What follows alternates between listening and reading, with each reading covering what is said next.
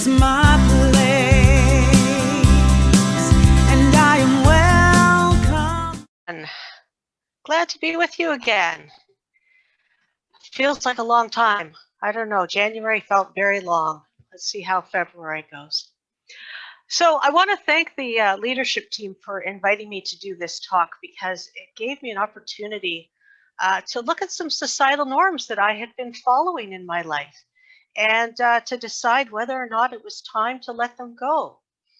And as Rev Pat already said, strength comes in many flavors: physical, mental, emotional, spiritual, fill in the blanks. I know for myself, physical strength isn't a big thing. As long as I can open my jars of pickles, I'm happy. I don't want to go out and win the biggest biceps contest. That's not important to me. Hanging out at a gym all day doing reps would drive me crazy. So it's not my calling. But what I realized is that as we've gone through, I mean, I have American family, so I kind of keep a pulse on what's happening in the States. What the States went through in the last month was pretty traumatic, and I found myself being triggered from some things that had happened in my past. And this little voice came up and said, "Well, you're strong enough to get through this. You can do this." And I realized, but I don't want to be strong. I don't want to be that kind of strong that denies how I'm feeling, that tells me to just stifle my emotions and put forward this brave front. When my husband died, I remember going into to pick up some prescriptions, and the pharmacist looked at me and said, "Oh, you're so strong. I couldn't be strong like you." And I kind of thought, I'm strong because I don't want to be in the fetal position on the floor of your store bawling my eyes out. So I'm taking care of this right now and presenting the societal accepted behavior and being appropriate according to society. And of course, when I got home, I broke down in tears because it had been very hard those 15 minutes. So I want to share with you a few things today about being strong and what strength is spiritually. And I want to start actually in a weird place because I came across this quote, and this kind of set my talk in place. So this is from Jeff Brown. I don't know if you've heard of him. He's got a number of books and web pages and courses and things. And his languaging here just went zing for me. And he writes, "What doesn't kill you makes you stronger." Really? Yet another trauma avoidance survivalist cliche that is intended to keep you looking for the bright side when you are down on the ground bleeding from a knife wound. Sure, sometimes your traumas can make you stronger, kind of the way heat hardens steel. And sometimes they can bleep you up good, destroy your will to live, and debilitate your capacity to trust.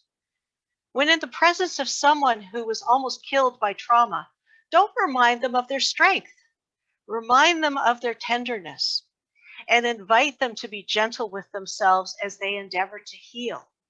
And what I'm really realizing as I'm watching things happen in the world and in my broader family is that we're so busy trying to be strong and give this front of ourselves, this mask of ourselves, that we've got it all under control and that we're nice and calm and we've got things under wraps and we're not being authentic. And for me, moving into a state of spiritual strength is what will help me to move away from this phony strength or appearing to be strength. So that's where we're going to start. So this month we've got a new affirmation. I express the strength and vitality of God. And this is really important for me, is reminding myself that I don't have to carry burdens alone, that I don't have to walk this path alone. This is, something much bigger. And I love that, our headquarters had the wisdom to say, let's do the 12 powers this year. Let's talk about staying centered no matter what, because I'm not sure when this COVID is going to be finished. I'm not sure when it's going to be safe to travel again. I'm not sure, some of my older family, if I will ever see them in person again. And that's heavy, folks. That's, we all have our what ifs right now. We all have our what abouts right now. So what I'd like to share with you briefly first is that uh, strength is represented by Andrew, which, if you recall scriptures, he was the second disciple to be called. He was the brother of Peter. Our location is in the small of the back. Oops, let's not hit the button just yet. And it is also aligned with our adrenal glands, that part of us that gets us going, that part of us that explains how in the midst of a crisis someone can lift a car off a person, and when they go to try it later they can't. So that whole aspect of superhuman strength when we need it. And the color is green, which explains my background color for today. So let's start with our co-founder, Charles Fillmore. He writes, "We know that strength is manifest everywhere, for we see it in the mechanical world. A great locomotive starts from the depot, moving slowly at first, but when it gains momentum, it speeds down the track like a streak. Thus it is with spiritual strength. Beginning sometimes with a very small thought, it takes on momentum and eventually becomes a powerful idea." And I want you to hold on to that idea that Jesus talked about having faith as a mustard seed. Well, strength and all the other powers are similar, that we might start very small, but that over time, as we practice, as we grow that spiritual muscle, that we will get into a space where that becomes our first response rather than our last. And to be fair, let's go over to Myrtle. "The trials of today are stepping stones over which you pass to a glorious destiny." When you think back on your life, I had asked the questions, where do you find strength in your life? Where do you feel that you don't have strength? Are there spots in your life where you can see, wow, I made it through this situation or this relationship or this event? And boy, was I ever strong. And what can I pull from that into my present moment, into whatever it is that's right in front of me right now? And that's what I think Myrtle really wanted us to do, was to not leave the past completely in the past, but to take the gifts of the past with us as we move forward, releasing them when they no longer serve, but to say, yeah, I made it through some rough times. I'm stronger than I think I am. I have that capacity to delve into my inner spiritual strength in ways that I may not humanly be aware of, but it's there, and I just have to remind myself of that. So let's talk a little bit about strength. And I've pulled this talk from one of my favorite booklets. This was from 2010. I think you can still, if you do a search, you can still find it at unity.org, but it doesn't appear to be in any of the websites. I was able to find it by doing a search. So here we have a photo showing where the strength location is in the body. You might notice that it's aligned in a similar position to one of the chakras. But when we lift, how do we cause physical injury to ourselves when lifting something heavy? We lift with our back, not with our knees. This is a great spiritual reminder. Don't injure that spot. That do what you need to do humanly as well as spiritually to bring the strength into expression. So in this booklet, each of the 12 powers has 7 steps of how to unfold the power or the faculty. The words are pretty interchangeable. I think I like using faculty because the power of power gets kind of weird when you try and say it a lot. So let's dive in and talk about what we can do to enhance our strength in our daily living. So strength is closely allied with faith, as I said, and they're represented by the brothers Andrew and Peter. The 2 brothers must grow together. That's the thing about the 12 powers, is that you can't just focus on one or another or a few of them. You need to kind of keep growing them. It's kind of like building a house in Lego. If you just build the left wall, you won't be able to insert the side walls. You have to build as you go up. So last month in January, we talked about faith, and we talked about building that foundation of faith. And now strength, I think of strength as putting in, the I-beams of a large building, or the studs and joists of a house. that this is what we're going to put everything on. Everything will go on this foundational idea. Faith must continually be strengthened, and strength must be inspired to right action by faith. It's really easy to get an idea and just run with it without stopping to check in with your faith faculty and your other faculties to say, yeah, is this mine to do? It might be that lifting that car is not yours to do, but that you're to cheer on the person who has the strength to do it and has that as their purpose, that they're, already in a good place.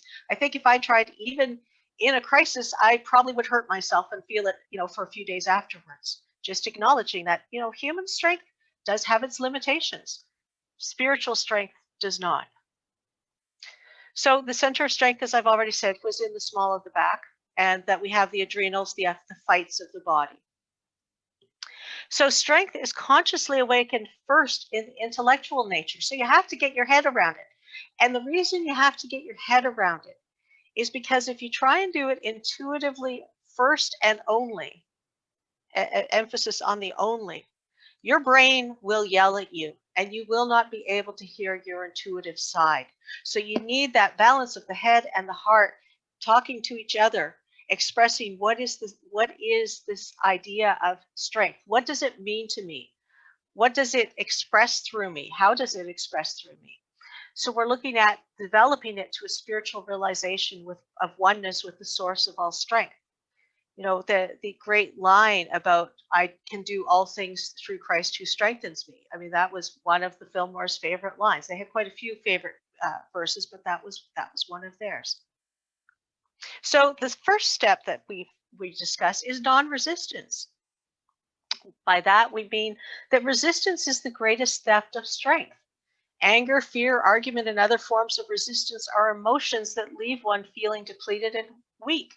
You ever had an argument with someone and your face is going red and your voice is loud and full of emotion and you're being strong about it and you gotta notice my fists are clenched. You gotta show your side of the story. And you finish and you walk away. Have you ever felt that incredible, like you just need a nap because you have used your strength in a way that might not be desirable?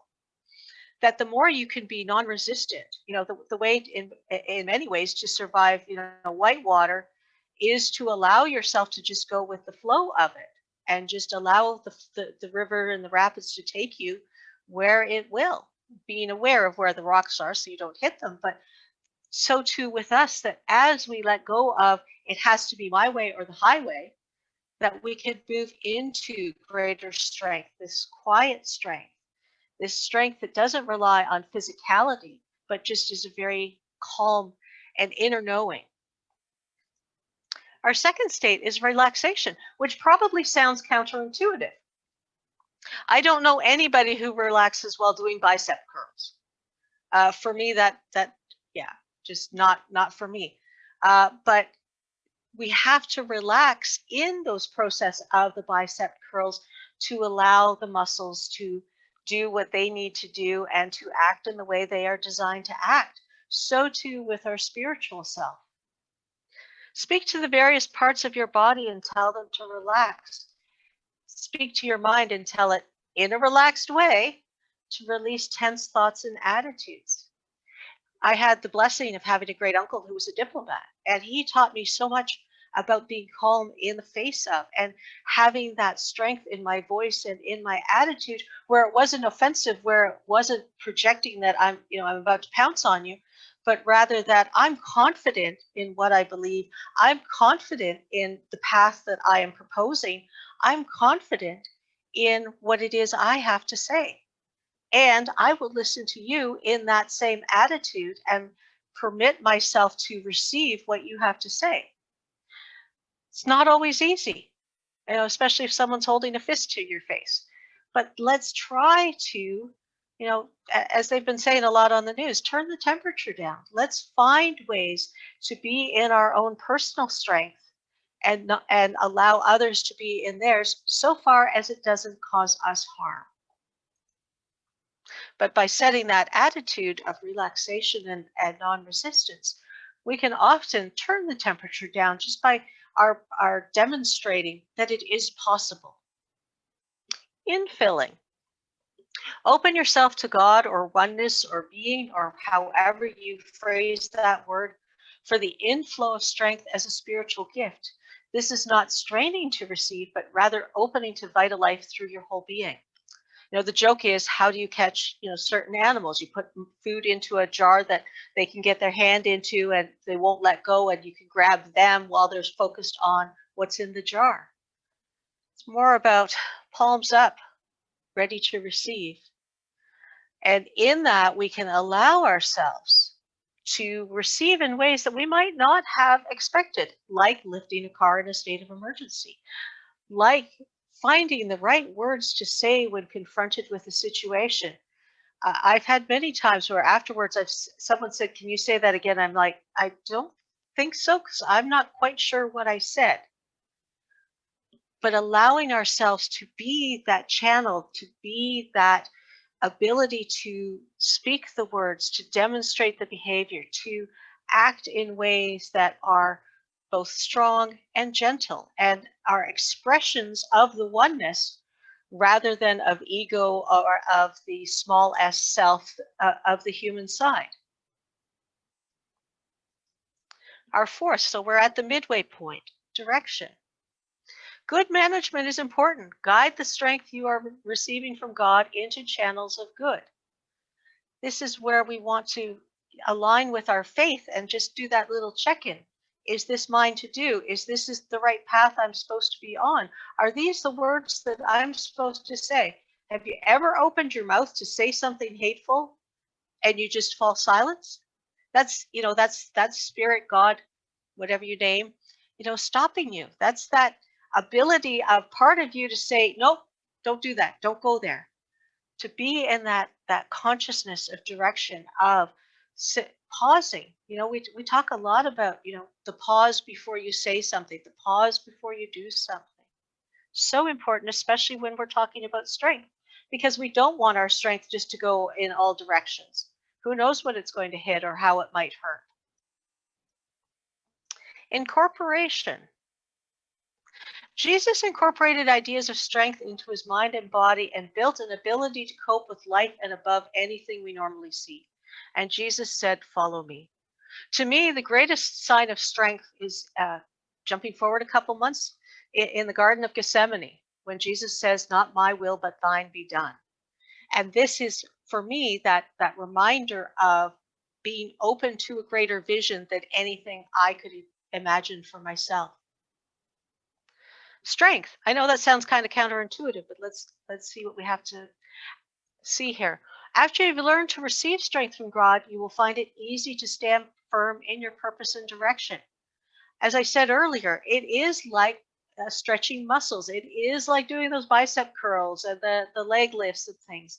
That it is like a muscle, in that as you practice with understanding your strength, understanding what you are to do, being able to know how to check in to make sure that you're in the right direction, you will find that it comes more easily and readily and without conscious thought, that it's just there.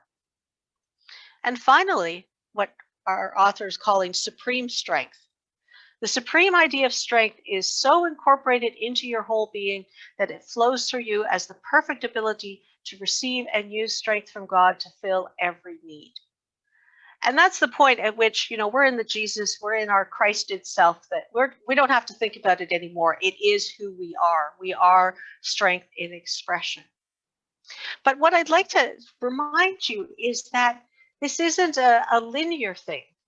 This is about moving forward. This is not snakes and ladders where if you mess up, you have to go back to the start.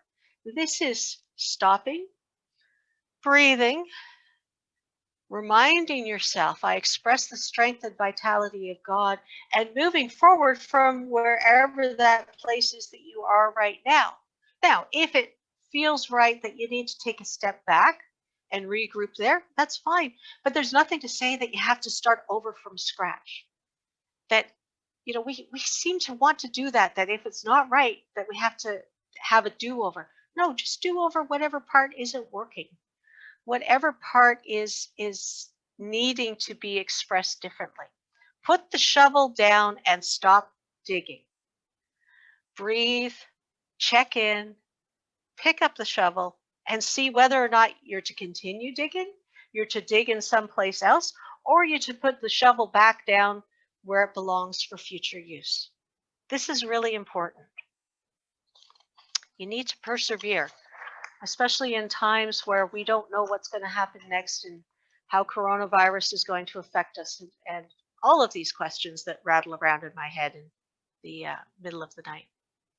From Reverend Jim Rosemerky, Unity Minister, one of my favorite writers, physical strength comes from fatiguing muscles a bit, so they bounce back stronger than before. Spiritual strength, we are told, comes from quietness, stillness, and silence.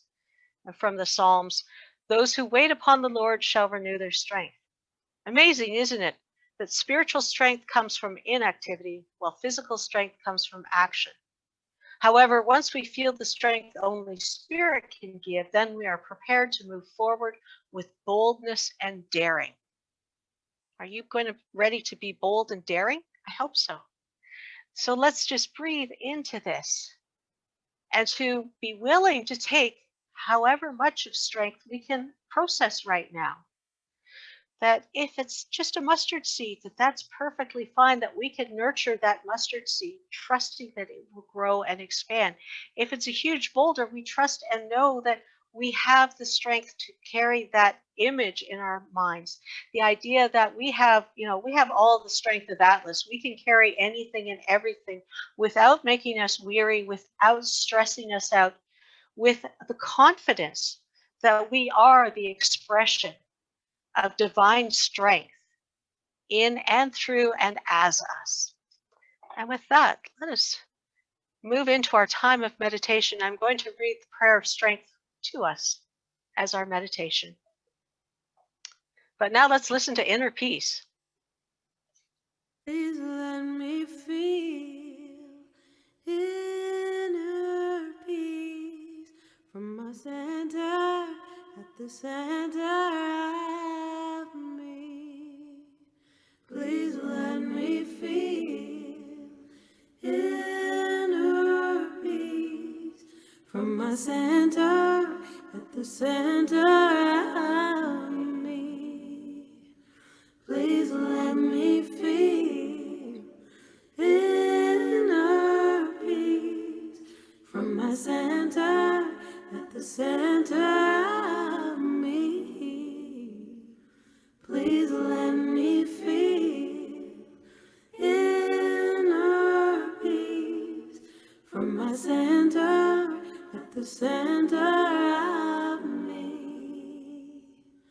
My heart is open, I am aware, in me is a knowing, love, love, love, my heart is open, I am aware, in me is a knowing, love, love, love, love.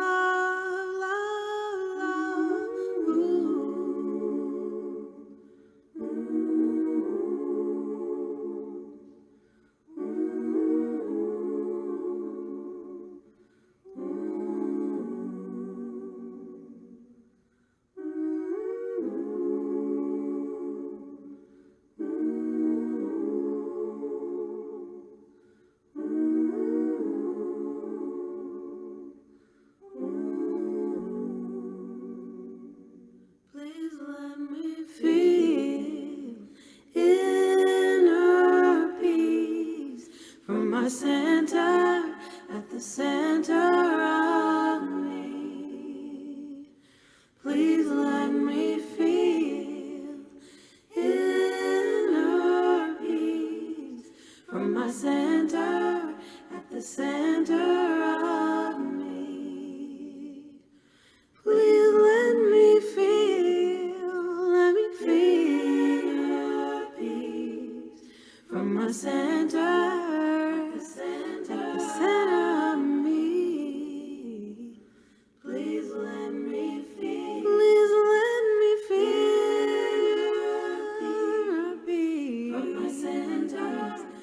the center of me.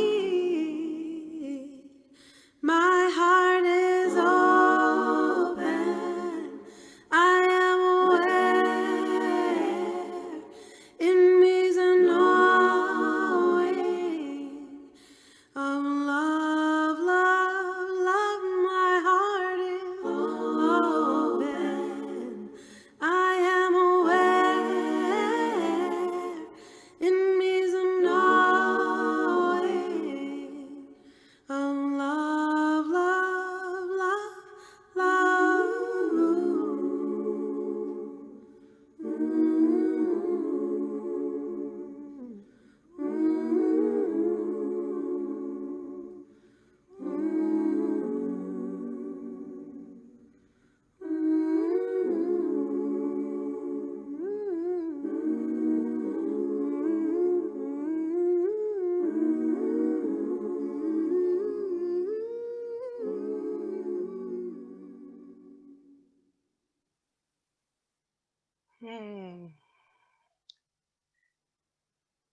And giving ourselves permission to wiggle just a little bit if we need to.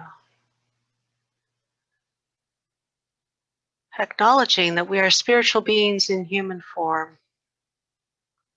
Let us stay in this place of our center, heart to heart, hand to hand, soul to soul. Allowing my voice to be your voice, my words to be your words. Finding that center, resting in that center, knowing that in that center are all the attributes of me, all of my human aspects, all of my divine aspects. And I can choose which I want to release, which I want to express, which I want to show to the world. And today, as we move into the month of strength, I choose to extend my hands openly to receive the divine faculty of strength, to feel that way that I can bring a quiet strength to the world. That even if my voice is loud, even if I am speaking high truth, there is a calm behind the words, there is a calm behind my actions that is based on the fact that I am truth and strength in expression, that I am all 12 powers in expression, that I allow faith to direct my strength, that as brothers they work together to guide me, to provide the words that I need when I don't know what to say, whether it is in a time of sadness or in a time of injustice, that I can open my mouth and invite the words of strength and faith to come forward. That I can be that person of strength for someone who is grieving or facing a deep challenge. That I can hold the light, I can be the keeper of the flame for them without wearying myself. That in this strength, I can be as a lighthouse. As a lighthouse is built to withstand wind and wave, so too am I built to withstand the chaos of earthly living.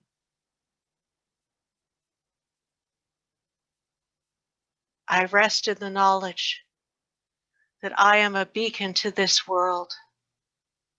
That as I raise myself up, as I learn to express more and more of my divine faculties, I cannot help but raise the rest of the world up with me. That I cannot help but be a blessing to everyone that I contact.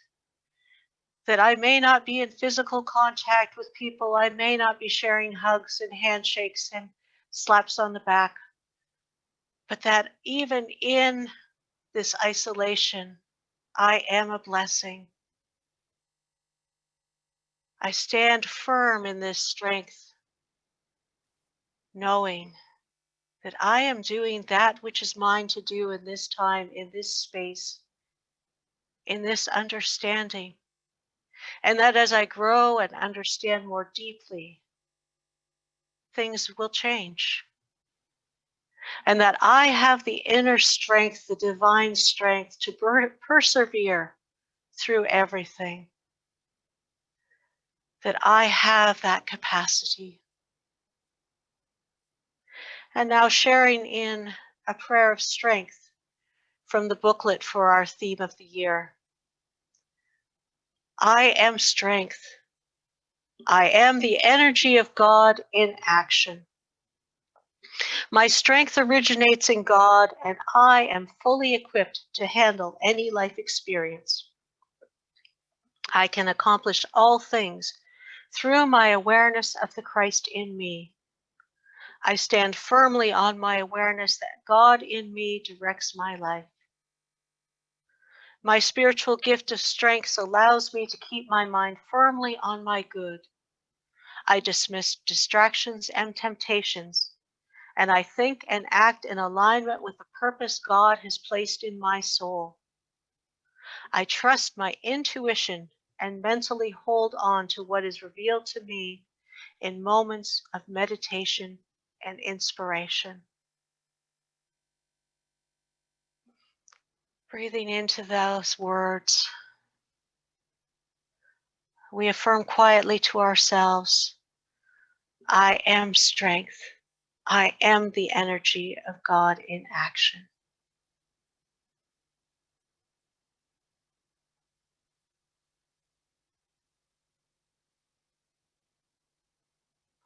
And for this awareness, for this understanding, for this ability to express, we are so grateful. And so it is, and so it shall be. Amen.